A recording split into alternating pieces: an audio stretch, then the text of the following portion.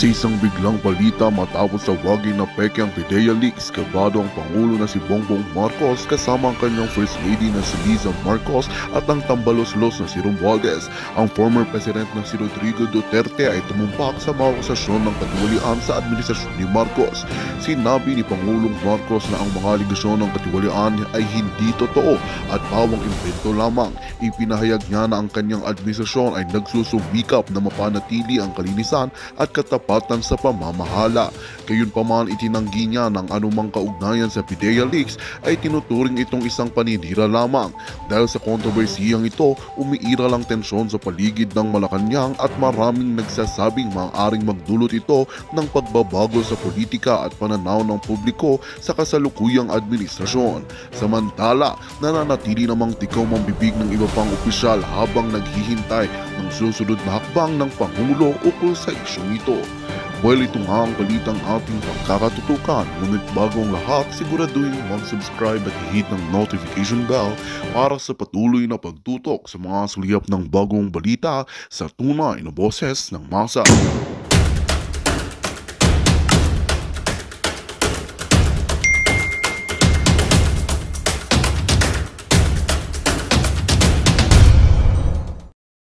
Talaga sobrang mainit talaga ang mga eksenang ito dahil syempre hindi ine-expect ni Kuting at ni Liza Tanas na one day may lulutang talaga na agent, and I hope lumutang na rin yung confidential informant. So napag-alaman natin mga kababayan, yung mga I hope not si Senator Bato, pero meron ng marching order, okay? Si Liza Tanas at ang Malacanang kung paano i-intimidate si former agent Mr. Morales, okay, Jonathan Morales.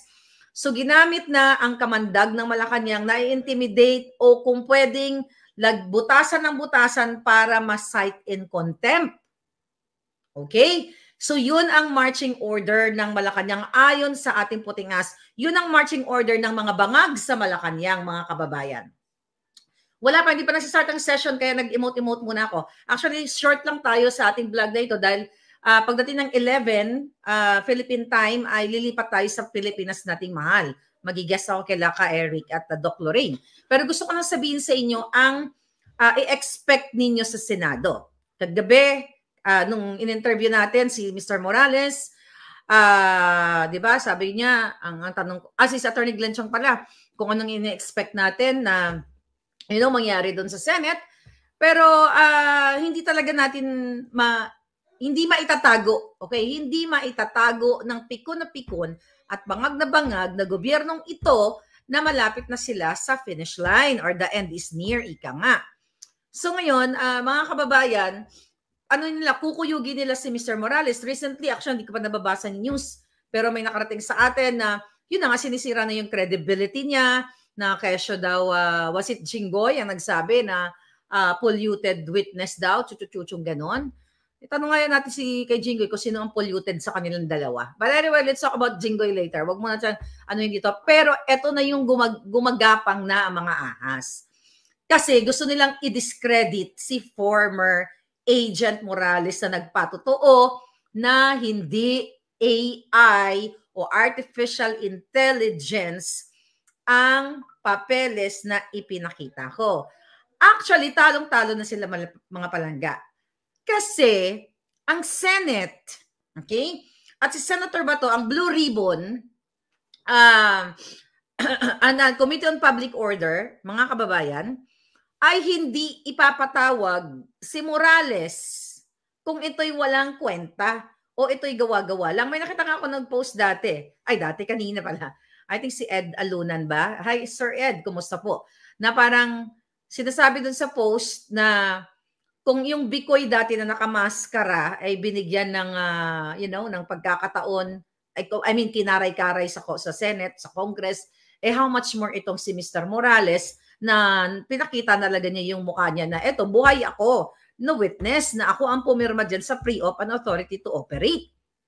So ngayon, tignan natin kung paano magsinungaling si Lazo. Kasi nga, di ba, nung lumabas po si Mr. Morales, nung sumulat siya sa PIDEA, sumulat siya sa Congress, sumulat siya sa, ito na nga, sa Senate, kaya pinatawag siya, willing siya mag-testify, ay miniting na, ayon sa ating source, sa ating puting ahas dyan sa PIDEA, pakalat-kalat lang naman yung mga puting ahas ko dyan eh, minsan nag-acting silang lamok, puting lamok. But anyway, mga palangga, na nakipag-pinuwersa ni Lazo na execute ng affidavit etong mga agent. I don't know kung ito ba yung mga kasama ni Mr. Morales during the time na ginagawa niya itong authority to operate. I'm not sure kung ito ba yung sinasabi dito na sa authority to operate, team leader, Agent Morales, and 7 others. Nakita niyo ba to?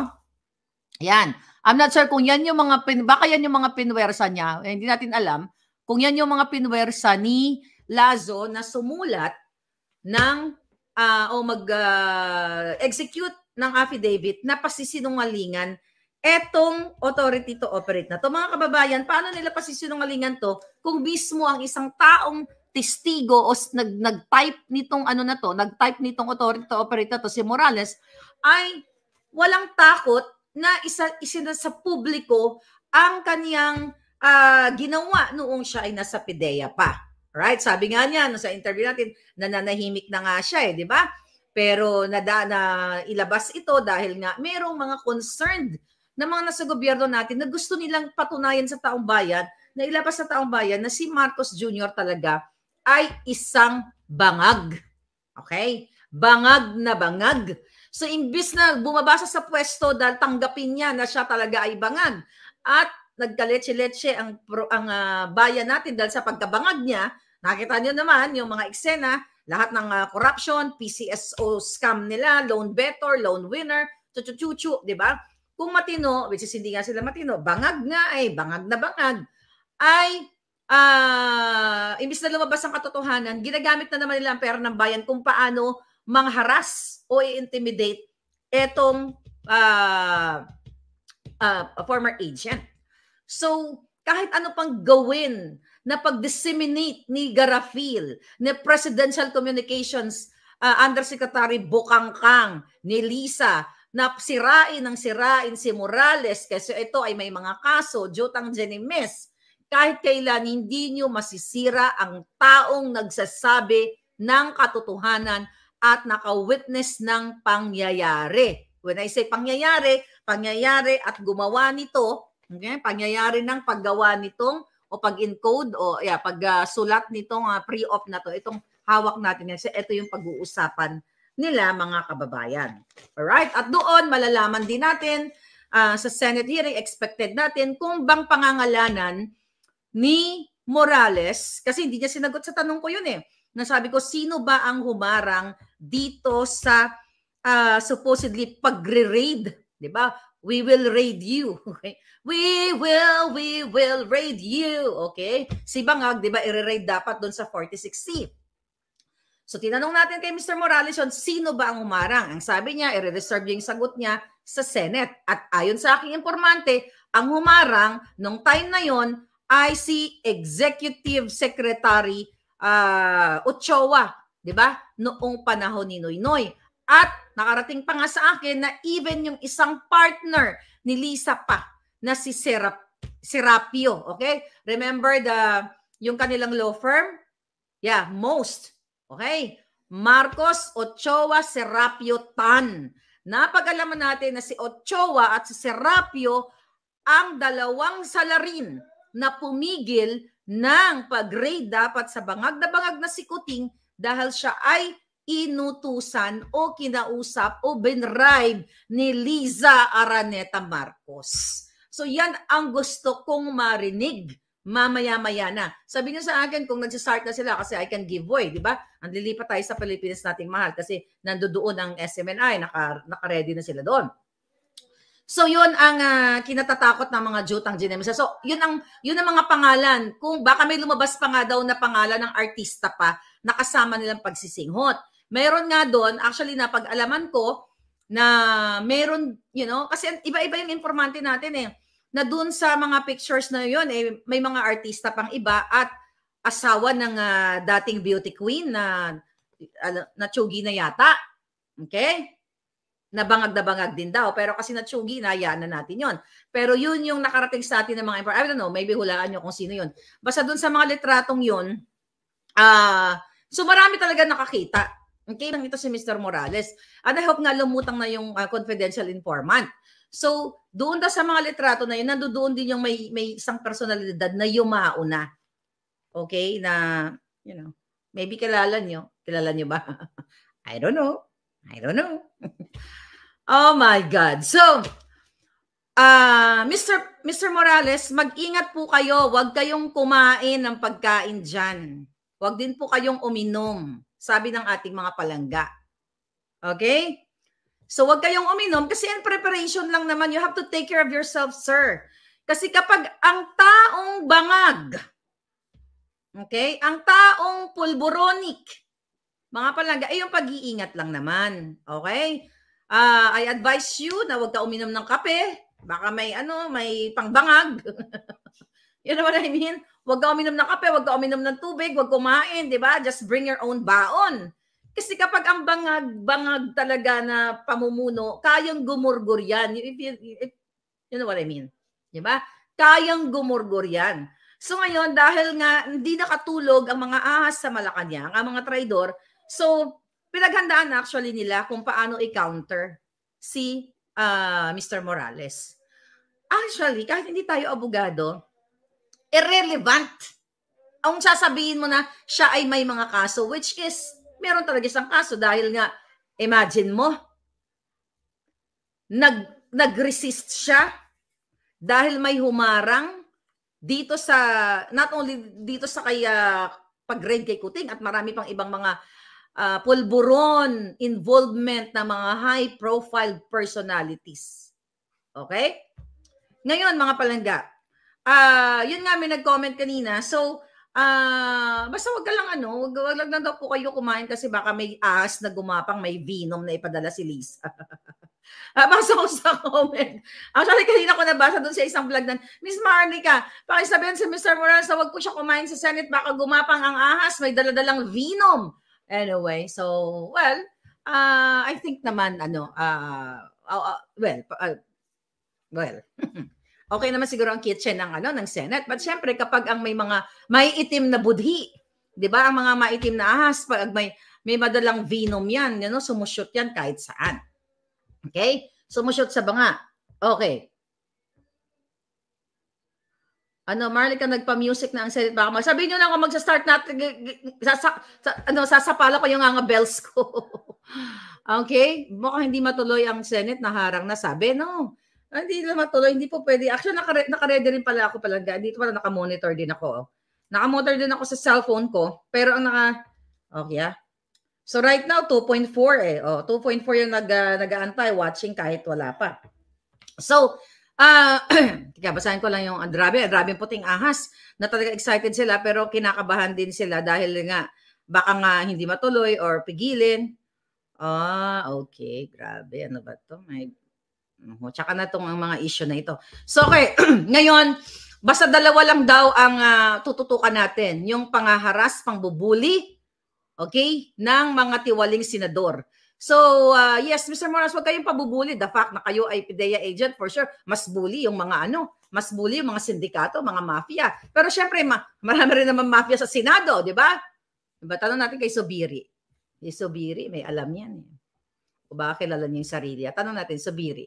Tanong natin kay Mr. Zubiri, kay Senate President. Mr. Senate President, may magtatanong, kasabot ka daw ba sa mafia? Yun naman nagtatanong ako, kasabot ka ba? Kaya yung mga resource person doon ay dapat talagang wag magpa-intimidate. Alam mo kung ako lang dyan sa Senate, siguro lahat ng dyan, lahat ng mga sinungaling, ko contempt ko, pati kapwa ko senador. Kung ako, di ba? Kaso, obvious na mga nagsisinungaling, yung katulad na lamang doon sa charter change. Yung mga pinagbabayaran ni Tambaluslos, walang na-contempt doon eh. Kung ako senador doon, lahat yun kulong. Lahat na contempt yung diretso kaso lahat yung mga jutang ginemis yun. Kung pwede nga lang gurgur agad kung mayroong batas na gano'n na kapag nagsinungaling at harap-harapan, igurgurin ka agad sa bangin. Di ba? Remember mga palangga, may executive order number 1 kung ako ang presidente nyo is bangin. The creation of bangin in Malacanang. Di ba? So lahat ng kawatan, lahat ng sinungaling shoot doon sa bangin. Kaya kung ako nando doon sa Senado, pag sinungaling, shoot ka agad dun sa bangin para hindi na pamarisan. So we have a happy world. Diba? Happy Philippines. Kasi imagine mo kung meron tayong batas. Ito, ano lang to palangga. Wishful thinking lang naman to. Okay? Wishful thinking lang to. Ano to? Okay? Postpone or wag na ituloy? Ano? O si Lasso daw hindi pinapunta. Okay, sabi dito. Okay, ito ha, mga live Wow. Ano to, mga live update ito. Oh. Shoutout pala kay Sulong ng Pilipinas. Thank you palangga ha. Thank you sa pakikipaglaban. Okay. Aha. Si Lasso daw ay pinayuhan ng ahas na wag umattend, wag daw papuntahin. So tignan natin kung a-attend or what. Sinasabi dito na sinatawag na ang Senate Secretariat na postpone or wag na ituloy. Oh my God. I hope not. Hindi pwede mga kababayan. Hindi pwedeng ituloy. Hindi pwedeng hindi ituloy dahil kung hindi, bayan ang mag-uusga sa mga jutang ginemis na ito. Okay? So yan yung mga update ito mga update na ito, nasa loob sila ng Senate ha. Mga update natin kanina maganda ang tanggap kay kay Mr. Morales. And now ngayon, parang supposedly alas 6, anong oras na sa Pilipinas? Anong oras na nga? Tingnan ko nga clock. Wala, 10:33 a.m. So dapat ano na yun? What do you call it? Nagsisimula na. 10:30. 10:30 naman eh. Ano to? Alright. Okay. Oh, okay. My God. Oh, okay. So may mga hinaharas. Ano to? Sino to hinaharas dito? My God, nagsusumbong sa atin. Wow. Okay, ayon sa ating source, Miss Maharlika, ginagawa ng paraan ng Malacanang na huwag matuloy ang hearing pero nakikipaglaban si Senator Bato. Ayan mga kababayan, ayan, update ito ha, from Senate. Okay? Ayaw nilang ituloy ang hearing. Pero nakikipaglaban po si Senator Bato dahil ito ay scheduled na. Mga putang ina talaga. No? Mga jutang ginemis talaga. Nakakagalit to mga kababayan. Nakakagigil. Anyway, kaya pala yan, no? Nakalagay dito. Pero hindi po pwede nakalagay na, nakasalang na eh. Committee on Public Order and Dangerous Drugs. So, anong ibig sabihin nito? Kapag hindi to tinuloy, dumiretso na kayo sa dapat nyong diretsohan. Karayin nyo ng jutang ginemis na mga bangag. People's voice ang mananaig. Katotohanan ang mananaig. Ano ang kinatatakot ng mga walang hiyang ito kung bakit ayaw nilang ituloy ang Senate hearing? Diba? Bakit Senator Bato? Ipaglaban mo ang katotohanan. Sabi ko nga, make it or break it para sa taong bayan. Dahil pag hindi ito natuloy, hindi ko naman pinangunahan, may tiwala pa rin kami sa iyo. Ipaglaban mo to dahil ayon nga po sa ating informante, maayos ang pagtanggap kay Mr. Morales. Ang pagtrato sa kanya nung dumating at talaga namang yung kanilang communication between the Senate and the informer, the agent, ay maayos naman. Pero ngayon, ito, ibang my God. Okay. Ito, ibang naman to. Wow. Ibang informante naman to. Miss Maharlika, mukhang nagkakaroon ng commotion. Okay? Ang commotion. Right. Okay. Ispasabihin niyo po sa taong bayan na mag-ingay, ipakalat ang mga nangyayari dito sa loob na pilit pinipigilan. Okay? Pinipigilan ng mga ahas. Teka lang mga palanda. Tayo mo sabi sa inyo mga demonyo talaga. Okay? Ayan na. Ayan na. Nagpaano si Senator Bato. Ito na. Sige na palangga. Manood na tayo sa Senate. Alright, manood na tayo sa Senate, nandiyan na sila, punta na tayo doon. Okay, abangan natin, bantayan natin. Abangan nyo rin po ako sa Pilipinas, sa ating mahal, magla-live comment kami sa kasalukuyang hearing. Thank you. Himself when he applied with PIDEA in 2008 by intentionally omitting that he was previously charged and in fact dropped from the rolls or dismissed as a member of the PNP. He should have been dismissed earlier or denied employment by PIDEA should his perjured statement in the personal data sheet that he submitted had been timely discovered. Under oath, Morales did not disclose that he was earlier dismissed from the PNP. Morales joined the PNP in 1993 and was dropped from the rolls twice. Mr. Morales was appointed in April 26, 1993, and a little over a year only, he was dropped from the rolls in April 25, 1994. After getting reinstated in the PNP on December 13, 1997, a gap of 3 years, Morales got suspended from July 1 to September 29, 2007, and again dropped from the rolls on August 28, 2008. In 2009, Mr. Morales was hired as an investigation agent 1 in PIDEA. In the PDS that he submitted with his application, Morales made it appear as if he did not have a broken service in the PNP. There was continuity in his assignments. The PIDEA likewise dismissed him from the service in November 21, 2013 for dishonesty, grave misconduct, and conduct prejudicial to the best interest of the service.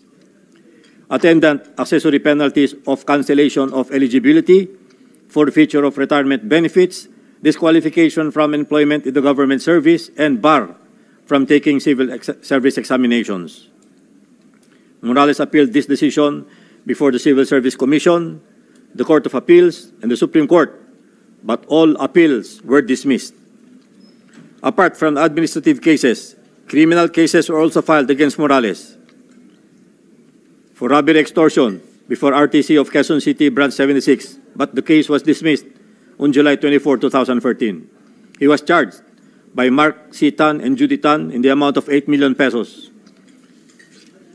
Violation Section 91 and 92, Article 11 of RA 9165. Failure to testify and bungling. This is before RTC Branch 79 in Quezon City, but Morales was acquitted on November 30, 2023. Violation of Section 92, Article 11 of RA 9165, bungling before the Office of the City Prosecutor, San Fernando City in Pampanga, but was dismissed on February 3, 2016.